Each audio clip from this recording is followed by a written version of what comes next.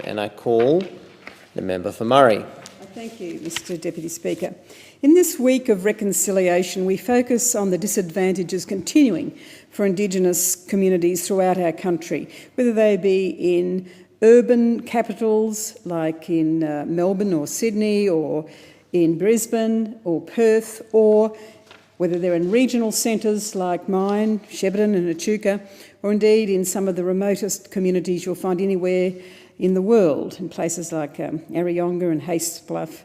In those communities, we are deeply concerned that one of the scourges that are now well and truly entrenched is the problem of high-risk consumption of alcohol. I'm not suggesting for a moment that only Aboriginal people have problems with drinking at levels which cause absolutely no harm, which in fact contribute to their enjoyment of life and well-being. But the facts are that although many Aboriginal and Torres Strait Islander Australians are teetotalers, those who do drink tend to drink at much higher rates of risk and harm than non-Indigenous Australians. On Friday of this week, we're going to take the Standing Committee for Aboriginals and Torres Strait Islander inquiry into the harmful impacts of alcohol use to the heartland of Melbourne. We have some excellent contributors to give evidence to this inquiry, which amongst the terms of reference includes the social and economic determinants of high-risk drinking, some of the strategies that have been tried to overcome the problems, to give Indigenous high-risk drinkers a chance to break their addictions, to get back to a normal life. We're wanting to look at the trends in this business of what appears to be increasing harmful uses of alcohol. We want to look at international comparisons to see if other countries, particularly countries like ours, Canada, United States, New Zealand, have come up with better strategies that have real impacts on the human communities. We want to also investigate very carefully what the cost of alcohol and the access to alcohol does in terms of high-risk drinking. And then with the special support of our Minister for Indigenous Affairs, Senator Nigel Scullion, we're including special references to the fetal alcohol spectrum disorder problem.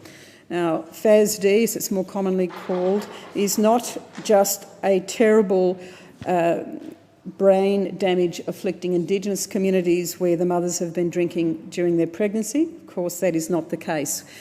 FASD, or sometimes also called FAS, the fetal alcohol spectrum, is a scourge, and I use that word deliberately, in some cases endemic across our Australian communities, particularly as young girls join their male partners in drinking heavily, binge drinking episodes, often over the weekend, where they may become pregnant with the mixture of drinking and drugs, don't seek any support for their pregnancy for several months, indeed may not even be diagnosed as pregnant for several months, but by the time they're aware that they're in their second, third month of pregnancy, the damage has been done to the fetus.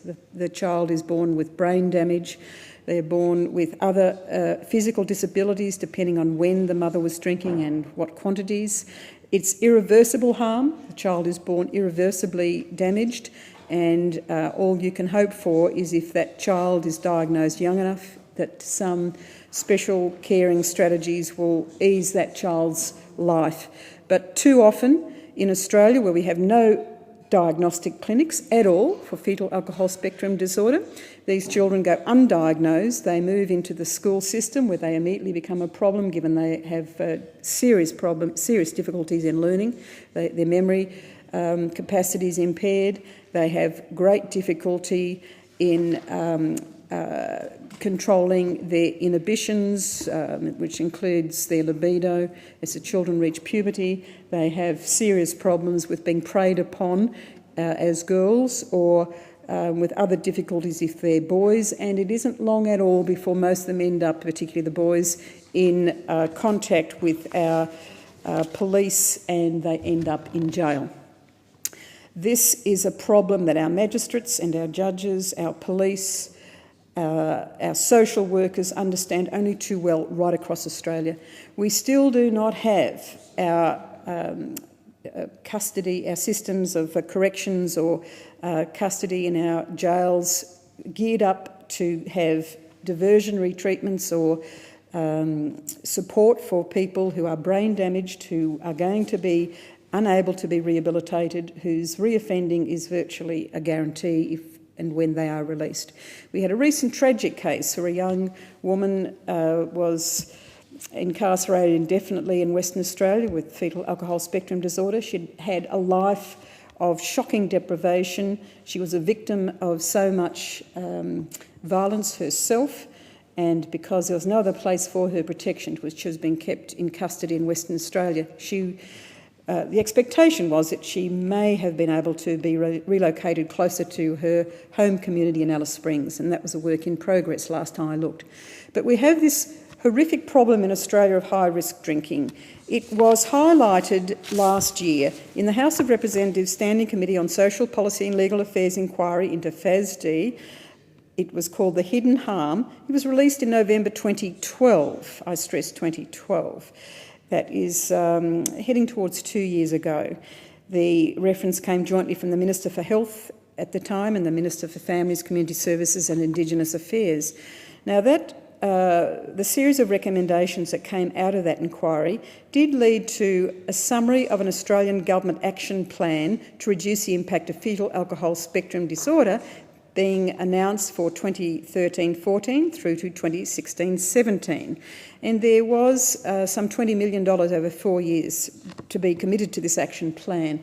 Unfortunately, as was the way with Labor, we had a lot of commitment and not much cash actually underlining or underpinning the commitments that were made. And so it's fallen to this government, the coalition government, to find that 20 million or as close as possible to that amount to get the work underway. The original response of the previous government was an action plan with, which was to have further development through consultation with key stakeholders and agencies. In one of our key recommendations, we wanted a panel of experts to be brought together who would advise government on exactly what was needed, whether it was the medical diagnostic tool, the Australian tool to be completed, whether it was the multidisciplinary diagnostic centres to be set up to make sure these babies and young children were diagnosed as soon as possible, so some interventions or therapeutic strategy could be put in place, whether the advice was about what we should do to prevent another child being born in Australia with this irreparable brain damage, which is 100% preventable if the mother does not drink a drop when she is pregnant. We have, of course, it's no surprise that we have the recommendation from the 2009 National Health and Medical Research Council's statement that their recommendation is for zero alcohol consumption for women who are planning a pregnancy, who are pregnant or are breastfeeding. Tragically, that's one of the best kept secrets from the National Health and Medical Research Council's listings of recommendations. We still have a significant proportion of women who drink while pregnant. We have a significant proportion of medical practitioners who do not ask their women presenting to them asking for pregnancy tests or knowing that they're pregnant, being advised about the dangers of drinking alcohol while pregnant. We still have hospitals, maternity hospitals, particularly private ones, who advertise the wine list in their maternity wings, and how wonderful that is. If they come to that particular hospital, they can have the very best of the reds and whites on offer. We have, of course, denial, often from young female journalists in the media saying, oh, it's not really true, I drank like a fish, or my mother did, and look, my children are little Einsteins. Well, tragically, there is too much research evidence from around the globe that fetal alcohol spectrum disorder is sapping the potential of children in ways that we've never seen before in the history of human development.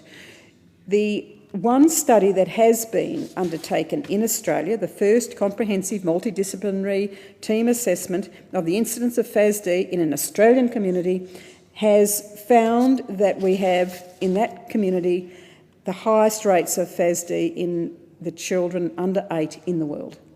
This is horrific. How can it be the case and yet we still do not have a national alcohol strategy or a national fetal alcohol spectrum disorder strategy, which is making sure that every man and woman, this is not just a woman's business, that every family, every male and female in Australia is aware that if they wish to protect the potential of their newborn, if they wish to protect the brain of their newborn, they simply don't drink alcohol for 9 months.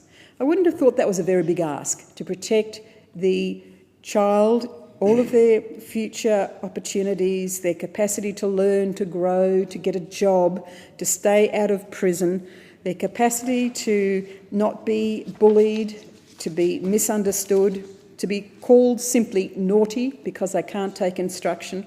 All of those problems that our FASD children experience, we are still very much turning a blind eye to them. I'm hoping that in my community of Shepparton in Northern Victoria, where we have a serious problem of binge drinking amongst our young men and women, that we will have a multidisciplinary diagnostic clinic established sometime soon. We have a specialist in our community who's now taking his work into our schools, where teachers are in despair, but not just in regional Victoria, but in places like Tennant Creek, in Darwin, right throughout Australia. They're in despair with these little children in their classroom who have very limited capacity to learn. They have no aid, funding or special support in trying, as they described it in Tennant Creek, just keeping these kids in the classroom. One of the tragedies of fetal alcohol spectrum disorder, or FAS, is that it's not inheritable. It's not a condition passed from mother to child genetically. But too often, women who suffer from FASD themselves give birth to children who are in turn brain damaged from this condition, because they typically are heavy drinkers and drug takers themselves, and there is very little support for any women, whether they have FAS or FASD or anyone else in our community. If they have an addiction to alcohol, there is very little support for them when they're pregnant to reduce drastically their alcohol consumption or to cut out their drinking altogether. One of the pillars of the action plan that was identified in 2013-14, and this plan was to go on to 2016-17, was the fact that we must have targeted measures supporting prevention and management of FASD, which would include targeting women with alcohol dependency, and there was to be 4.8 million for that. As I said, the promise was there, but not the cash. And of course, there was an understanding that the action plan would have to promote consistent messages through primary care providers about the risk of consuming alcohol during pregnancy, using what they described at the time, the Medicare local network, but that they had to promote and embed awareness of the risk of FASD. Again, in Australia, we've got this extraordinary situation where we allow alcohol companies to advertise in prime children's viewing time through their sponsorship of sport. We don't have labelling on alcohol mandated, which is extraordinary given the efforts we made with tobacco, which as a cost to the Australian community is far less than the impacts of alcohol consumption in terms of violence, premature death, a whole range of diseases, and of course the brain damage done to the unborn. So why is it that we are out there on tobacco as an addiction and a horrific health problem for Australians, but we're pretty much silent when it comes to the impact of alcohol on our human communities? We seem to have so much bravado associated with how much can you drink, can you remember your party? If you can, it wasn't a great party.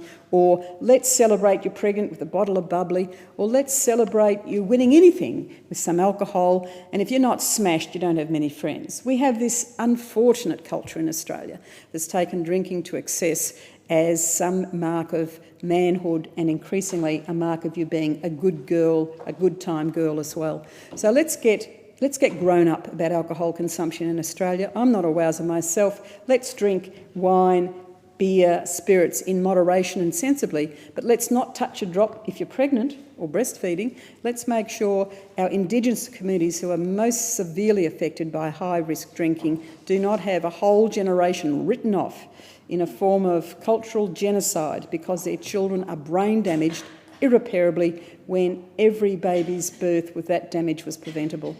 So in this week of reconciliation, I beg our our collective effort from both sides of Parliament to focus on this issue. I'm disappointed the Victorian Government chose not on Friday to make any submission at all in relation to this alcohol inquiry. I think that's a disappointment. Members' time has expired.